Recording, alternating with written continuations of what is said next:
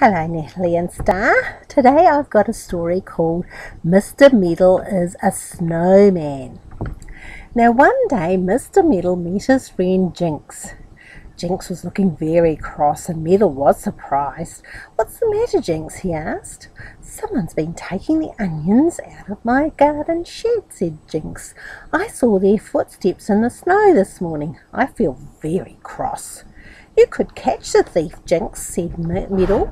"All very well to say that, but he's gone," said Jinx. "Well, he may come again. Can't you hide under a bush in the garden and watch for him?" asked Meddle. "What, sit out there in the cold every frosty night and have snow fall down my neck and the frost biting my fingers and toes? Oh, don't be silly, Meddle," said Jinx, and he went off with his nose in the air. Meddle stared after him. He didn't like to be called silly. "Oh, all right, Jinx. If you're so high and mighty, I won't try to help you," said Meddle, and he marched off too. But on the way home, a perfectly marvellous idea hopped into his head. He stopped and thought about it.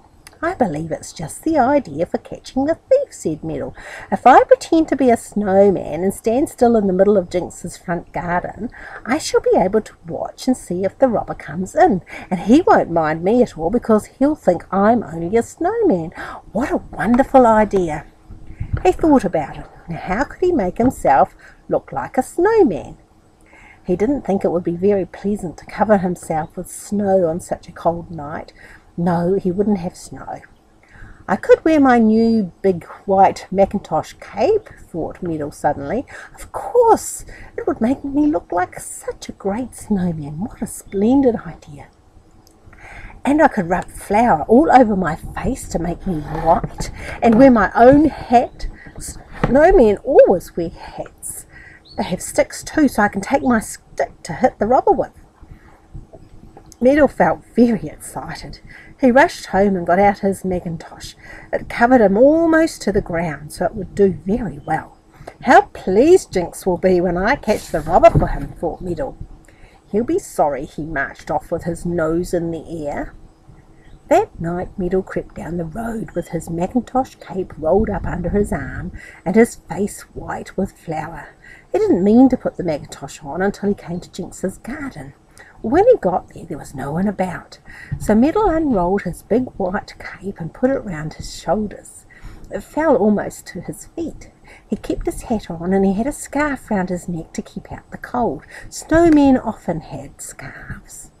Well, there he stood in Jinx's front garden, dressed in white, with his hat and his scarf on and a pipe in his mouth too. And though it wasn't lighted, he stood there feeling most important. Now let the robber come, and what a shock he would get. Meddle stood there and he stood there. It was cold. He began to shiver. He thought it might be a good idea to light his pipe. So he got out his matches, struck one and puffed up at this pipe, lighting it up well. Oh, that was better. He smoked his pipe gaily, and then he suddenly heard footsteps down the road.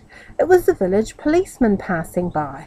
Well, the policeman stood by Jinx's gate and snuffed. Funny, he could smell tobacco smoke, but there was nobody about at all. And then he caught sight of the glow in the bowl of Meddle's pipe. Goodness!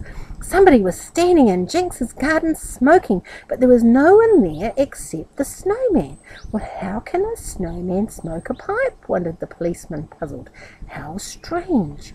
He thought he would go into the garden and see what could be happening, so he opened the gate quietly and crept into the garden. Now Meddle had no idea it was the village policeman, and when he heard footsteps and then heard the gate open and someone coming inside, he at once thought it must be the robber. "Ah," he thought, "now I'll give him a shock." So he walked forward 2 or 3 steps and yelled, "Stop there!" The policeman got a dreadful shock. He had never in his life before seen a snowman that walked and talked. He stood still in fright and couldn't say a word. The snowman walked right up to him. The policeman simply couldn't bear it. He gave a yell and tore out of the gate and down the street. Meddle quite thought it must be the robber, and he tore after him, stumbling over his long white cape.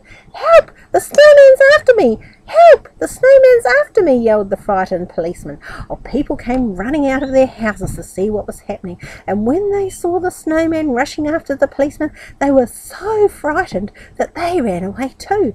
And soon Meddle found himself chasing quite a crowd of people. He began to enjoy himself. It was fun to make so many people run. "Stop, stop!" he yelled, but nobody stopped. They ran on, and the policeman got to the police station.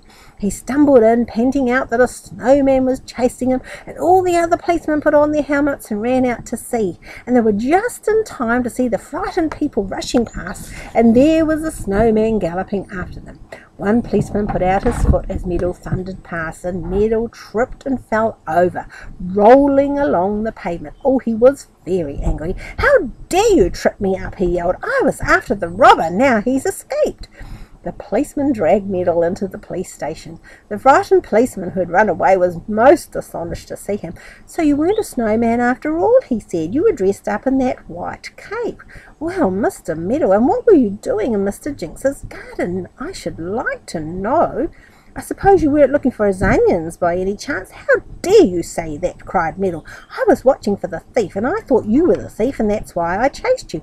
"Well, Mr. Meddle, please don't go about pretending to be a snowman any more," said the head policeman. "You've caused enough trouble for one night, meddling like this.